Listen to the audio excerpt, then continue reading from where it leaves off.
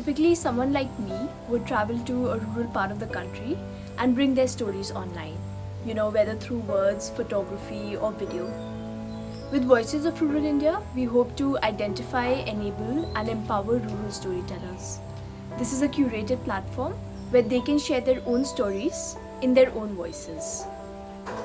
For the past couple of months, we've been working with rural communities in Ladakh, Himachal Pradesh, Uttarakhand, Maharashtra, and Gujarat through several on-ground community-based tourism organizations.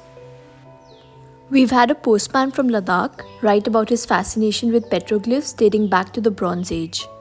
A teacher from tribal Maharashtra shares why his community worships tigers. A 22-year-old girl from the Tirthan Valley in Himachal describes a fascinating local festival where men wear clothes of grass and yell abuses to provoke bad spirits. India is a treasure trove of stories. I hope we can create a digital storytelling revolution with Voices of Rural India. कहानी जब शुरू किया था तो उस समय लग रहा था कि बहुत आसान है, कहानी तो कर ही लेंगे, पर जैसे जैसे हम उसमें घुसते गए तो कठिनाइयों का बहुत सामना करना पड़ा और फिर जब उसके एडिटिंग ये सब में थोड़ी सी दिक्कत हुई, पर बहुत अच्छा लगा कि कहानी लिखा हमने. Today we welcome travelers when they come into our mountain community, and when guides take them out, it's basically sharing stories of our lives, of the natural history here, of a deep knowledge that people gain when they live close to a landscape, with a landscape. And the lockdown, it was a conscious decision not to open up to tourists, but then that meant a loss of livelihoods. That's when we decided, why don't we continue to connect and tell stories? So telling stories through Voices of India really gives us a chance to own our culture, to have a sense of pride in our stories and to share them.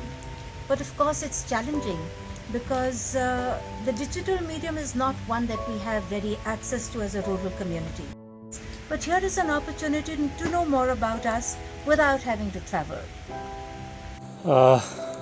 जुले सबको मुझे बहुत अच्छा लगा कि मैं आप सबके सामने अपनी कहानी को, जो संस्कार के बारे में था, संस्कार के ब्रिजेस के बारे में था, जो काफ़ी ख़तरनाक थे. इसमें से हमने कई बार रात को ट्रैवल किया, कई बार दिन को भी किया.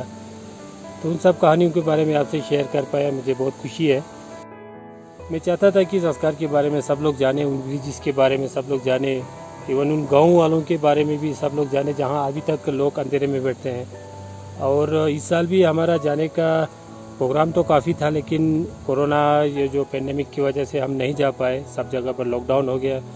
तो आने वाले साल में हम यही उम्मीद करते हैं कि हम जाए. और बहुत सारे ऐसे गांव अभी भी ऐसे हैं कि जहां पर बिजली नहीं है, तो उन गांव वालों तक हम बिजली पहुंचा सकें.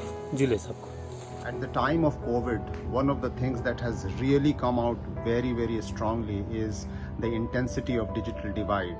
How we are digitally divided in rural areas in various parts of the country in terms of access to education, access to opportunity, access to job, access to entitlement, and so on and so forth. That unless we adapt digital technology and digital communication at a large scale, this problem is going to affect our economy and our people at the grassroots much more.